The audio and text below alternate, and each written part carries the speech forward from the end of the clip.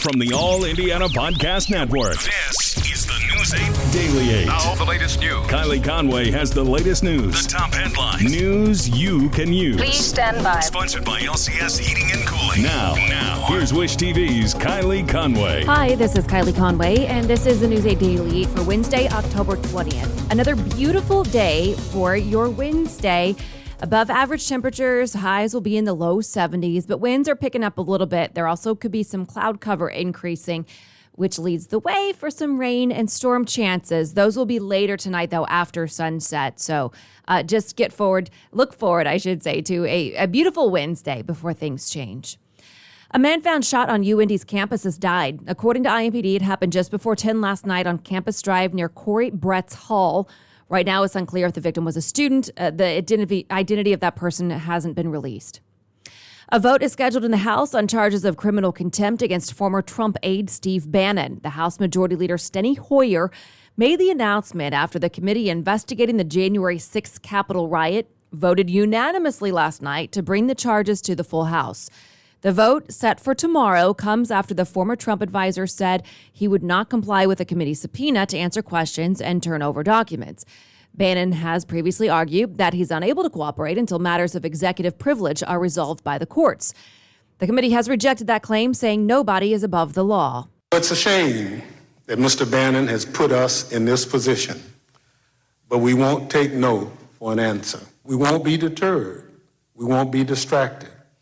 And we won't be delayed. The American people are entitled to Mr. Bannon's firsthand testimony about all of these relevant facts. But as the chairman noted, Mr. Bannon is refusing to provide it. If the full House votes yes on the charges, they would then get referred to the Justice Department. Persons found in contempt of Congress could face a fine and between 1 and 12 months in prison. And this morning, Bloomington police are trying to track down the man caught on camera vandalizing a mosque. Leaders at the Islamic Center of Bloomington believe the mosque was targeted. News 8's Sierra Hignite walks us through the damage that was done. Around 1:15 Monday morning, security video shows a man arrive at the Islamic Center of Bloomington. For the next 45 minutes, he is seen destroying the property. The surveillance video shows him attempting to destroy anything he can on the property, from the fence to picnic tables, playground equipment, and more. The man even dumped trash cans over and ruined the HVAC system by cutting and ripping wires. In a statement, the Islamic Center of Bloomington said, "This incident has sent chills down our collective community's spine. We do not feel safe and feel that the threat, which we believe is a hate crime, has not been dealt with adequately. The lone perpetrator captured in security footage clearly targeted our mosque, not touching any other cars, property, or residences in the area." Police described the man seen in this video as a white male with short hair and layered clothing. Representative Andre Carson also commented on the damage in a tweet saying, "I condemn this act of Islamophobia and expect those responsible to be brought to justice. Every Muslim and every person of faith should be able to practice their religion without fear of violence or intimidation." Police were called to the mosque around 6:40 Monday morning to find the damage left behind. They say that they are not able to comment on the active investigation, only saying that they have not made any arrests. I'm Sierra Hignite for Wish TV, wishtv.com, and follow us on Facebook. Anyone with information about the crime, or if you know maybe the identity of the suspect, you're asked to call Detective John Alberson with Bloomington Police. Here is the phone number. Get a pen or type it into your phone. It is 812-339-4477, 812-339-4477. People as young as 40 may be able to get the COVID-19 booster shots soon. CNN reports the FDA's advisory panel is poised to clear them for the Pfizer and Moderna versions. Right now, boosters are only cleared for people 65 or older, those with certain health problems, and people with high-risk jobs. If the FDA panel gives the lower age the okay, the next step is full FDA authorization, then CDC approval. A new study bolsters Pfizer's claims that its COVID-19 vaccine keeps young people out of the hospital. A study from the CDC finds the vaccine is 93% effective in preventing hospitalizations among adolescents, with slight variations among specific age groups. The study of hundreds of children in the hospital found 97% of those getting treatment for COVID had not been vaccinated. The CDC numbers are similar to Pfizer's own earlier studies. And 3 leading child health groups are calling mental health of young people a national emergency. The groups represent pediatricians, child psychiatrists, and children's hospitals. The American Academy of Pediatrics says the pandemic has made already alarming problems worse. For example, suicide was the second leading cause of death for people 10 to 24 years old by 2018. Then the Academy says the pandemic added isolation, uncertainty, and fear for some. The CDC says emergency department visits for mental health rose by 24% for children 5 to 11 years old and 31% for 12 to 17-year-olds. The CDC also says suspected suicide attempts increased nearly 51% for teenage girls from 2019 to 2021.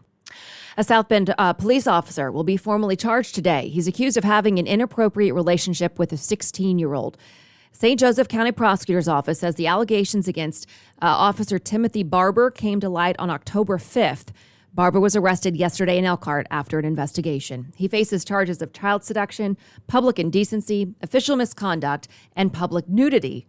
The city's police chief says he'll ask the Board of Public Safety to place him on unpaid leave pending the results of the trial. And a story that we've been following out of Haiti, the Haitian gang that kidnapped the 17 missionaries, now asking for $17 million in ransom. The FBI and Haitian negotiators are working with the missionary group on how to proceed. 5 children are among those being held captive. Many American missionaries, including some here in Indiana, are putting off their trips to Haiti because of the situation on the ground. There is no government in place, and the country is essentially being run by gangs. Mission representatives tell News 8 kidnapping is quite common. We spoke with a pastor in Haiti who works closely with Solid Word Bible Church missionaries. He says the situation is worse than even a war, because at least in war, there are rules. After his assassination, there's more trouble because right now in Haiti, there's no stable government. We don't have a legal government, so it's terrible. Mission groups that are now backing out of in-person work are instead sending aid and using locals to get the job done. And a local business owner here in Central Indiana will be part of a national conversation about equality. The owner of Goodman Jewelers in Zionsville is on a panel that will bring together small businesses with congressional leaders to promote the Equality Act. The bill would expand civil rights laws to add protections for gender and sexual orientation. The House has passed the bill. It's stalled in the Senate, and this morning's meeting starts at 10 o'clock. Today, President Joe Biden will be in Baltimore to seal the deal, on his legislative agenda. He's scheduled to participate in a CNN town hall Thursday evening. The president met with moderate and progressive lawmakers on Capitol Hill yesterday. If passed, his package would expand the social safety net and close a $1.2 trillion infrastructure deal. Lawmakers on both sides of the aisle are in disagreement over social programs in the bill, especially new climate change policies. Republicans are refusing to support the bill, but Democrats say they may not pass it if climate change provisions are cut. We intend to get a seat at the climate table and be productive with our ideas. The majority of the American people are with us. The majority of Democrats are with us. There are just a few who are holding it up, and it's not us. Senate Democrats say they'll need the president's help to find a compromise. The season tips off for the Pacers tonight. The new season comes with a new coach in his second stint leading the team. Rick Carlisle will be on the sideline this season. He's looking to get the team off to a hot start, emphasizing that defense is the key to a successful season. Defense is something that you control. It's not like shot making that can be a bit fickle, but you can always control your attitude about defense, the importance of it, and your commitment to one another. And, I just feel that's going to be really huge for us, whether it's game 1 or game 82. We have a poll up on wishtv.com right now. You can vote on just how many games you think the team will win this year. On our website, just scroll down and the poll will be there on the right-hand side. And a major shakeup among the Colts quarterbacks. Jacob Eason is out, cut less than a month after he'd been the number 1 backup. Eason was the team's 4th-round pick last year. Brett Hundley is now the primary backup. Sam Ellinger is also on the roster. The team just activated him from the injured list. And the team's hosting a drive-through Halloween celebration with Blue and Colts cheerleaders in attendance. It's tonight from 5 to 7:30 in the Lucas Oil Stadium South lot. The event's open to families, kids, of course, exclusive Colts giveaways, candy, a photo op with Blue. They'll all be available. Fans should enter through Gate 8. You have to stay in your car, and giveaways will be handed out to the first 2,000 fans who enter the lot. Buckingham Palace says Queen Elizabeth II is canceling a trip to Northern Ireland, with the palace citing medical advice to rest for a few days. Palace officials say she was reluctant to accept that advice, and they didn't elaborate on why that advice was given in the first place, but they also said that the 95-year-old monarch is in good spirits. Staples in your medicine cabinet, pantry, laundry room, and more are about to get more expensive. Procter & Gamble says it's raising prices on several goods. The changes are across baby, family, home, and fabric care lines. P&G already announced increases for grooming, skincare, and oral care products. The company cites rising costs, commodities, and freight. Procter & Gamble makes several of the most well-known brands in the world, including Pampers, Tide, and Crest. Several Indiana cities get high praise in a new list. Wallet Hub is ranking the best small cities and puts Carmel, Zionsville, and Westfield in the top 1% out of more than 1,300 communities across the country. Fishers, Bloomington, and Noblesville come close to a top rating as well.